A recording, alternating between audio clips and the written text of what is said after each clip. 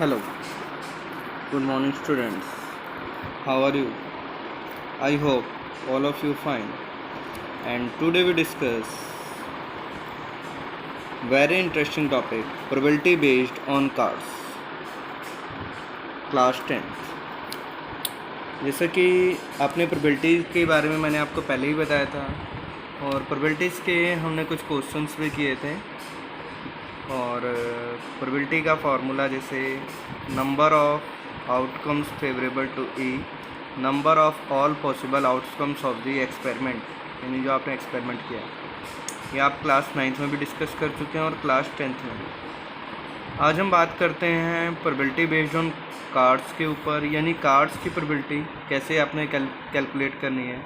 तो सबसे पहले आपको कार्ड्स की नॉलेज होनी चाहिए। तो कार्ड्स की नॉलेज मैं आपको बता देता हूँ। कार्ड्स क्या होते हैं? 52 कार्ड्स जो आप ताश खेलते हैं या जो भी आपने अपने एल्डर्स वगैरह को घर में खेलते हुए देखा होगा। इन कार्ड्स में जो 52 कार्ड्स हैं वो दो कैटेगरीज में डिवाइड होती हैं, 26 रेड कार्ड्स और 26 ब्लैक कार्ड्स। क्लियर है? ये आपको याद रखना पड़ेगा। 26 रेड कार्ड्स होते हैं और 26 ब्लैक कार्ड्स होते हैं। 26 रेड कार्ड्स में 13 जो होते हैं वो क्या होते हैं? हार्ट, और 13 क्या होते हैं? डायमंड। हार्ट का जो शेप है ये होता है और डायमंड का शेप ये होता है। और 13 जो है आपके क्या होते हैं? स्पेड, और 13 क्या होते हैं? क्लब। एक बार मैं हिंदी में भी इसको बता देता हूँ। हार्ट को हिंदी में कहते हैं पान का पत्ता, डायमंड ईंट का पत्ता, स्पेड हुक्म का पत्ता एंड क्लब सीढ़ी का पत्ता। इन सभी के मैंने शेप भी बना रखे हैं। अब ये जितने भी 13 कार्ड्स हैं सभी के 1 कार्ड्स होते हैं। 1 कार्ड्स क्या होता है? पहला होता है ए, जिसे हम कहते हैं एक, उसके बाद 2, 3, 4, 5, 6th, 7th, 8th, 9th, 10th। Clear है? 10th के बाद होता है आपका जे, क्यू, एट लास्ट के। जे फॉर जोकर नहीं, J for jack, Q for queen and K for king. King मतलब बादशाह।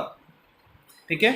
जे जैक यानी गुलाम, क्यू क्वीन यानी बेगम, के किंग यानी बादशाह।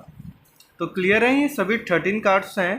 13 हार्ट के हो गए, 13 डायमंड के हो गए, 13 स्पेड के हो गए और 13 क्लब के हो गए। अब इनमें से ये जो 3 कार्ड्स होते हैं इनको फेस कार्ड भी कहा जाता है। कौन सा कार्ड कहा जाता है? Face card. इन पे क्या बनी होती है? पिक्चर बनी होती है। जैसे जैक पे क्या बना होगा? जैक की पिक्चर होगी। क्वीन वाले क्यू वाले कार्ड पे क्वीन की पिक्चर होगी। के वाले कार्ड पे किंग की पिक्चर होगी। तो इन कार्ड को हम क्या कहते हैं? Face card. तो फेस कार्ड अगर टोटल देखा जाए तो कितना होगा? जैक 4, क्वीन 4, किंग 4, यानी ये सभी जितने भी कार्ड्स हैं ये सारे 4 हैं। तभी तो 4 13 जा 52 कार्ड होंगे। तो इसी तरीके से फेस कार्ड कितने हो जाएंगे आपके? 4 3 जा 12 आपके क्या हो जाएंगे? फेस कार्ड हो जाएगा। देखो एक भी फेस कार्ड है। एक पे भी देखोगे तो आपका पिक्चर बना होता है, ए बना होता है, लेकिन एक को फेस कार्ड में इंक्लूड नहीं किया गया है। फेस कार्ड में ओनली क्या होते हैं? जैक, क्वीन और किंग। तो आपके 12 फेस कार्ड है। तो रेड फेस कार्ड कितना होगा आपका? 6, और रेड फेस का और ब्लैक के फेस कार्ड कितना होगा आपका? 6। अब मान लो प्रोबेबिलिटी से रिलेटेड आपको क्वेश्चन आ गया। आपसे ये पूछा जाए कि मान लो एक वेल सफल डेक है, उसमें से रेड कार्ड आने की क्या प्रोबेबिलिटी है? तो आपको पता होना चाहिए टोटल रेड कार्ड कितने हैं आपके?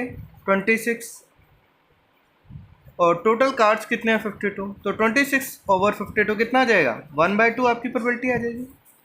अगर ये पूछा जाए आपसे कि एक आने की क्या प्रोबेबिलिटी है, तो एक कितना आपके पास? 4 एक है। 4/52 मीन्स 1/13। या पूछा जाए आपको फेस कार्ड आने की क्या प्रोबेबिलिटी है, तो फेस कार्ड 12 है, तो 12/50। अगर रेड फेस कार्ड बोला जाए तो 6/52। या फिर कई बार क्वेश्चन में पूछ दिया जाता है आपसे कि डायमंड के क्वीन आने की क्या प्रोबेबिलिटी है। देखो क्वीन 4 है आपकी, लेकिन डायमंड की क्वीन कितनी होगी?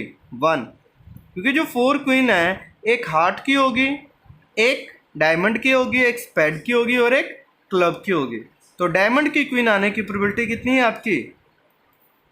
1/52। बाकी आपने फॉर्मूला वैसे ही लिखना है। क्लियर है स्टूडेंट्स? ओके, तो आपने जो प्रीवियस क्वेश्चंस हैं उन्हीं के बेस पे करना है। और मैं आपको इसके साथ इसकी पिक्चर भी एक बार दिखा देता हूँ, आप इसकी एक स्क्रीनशॉट कर लेना और नोट डाउन कर लेना।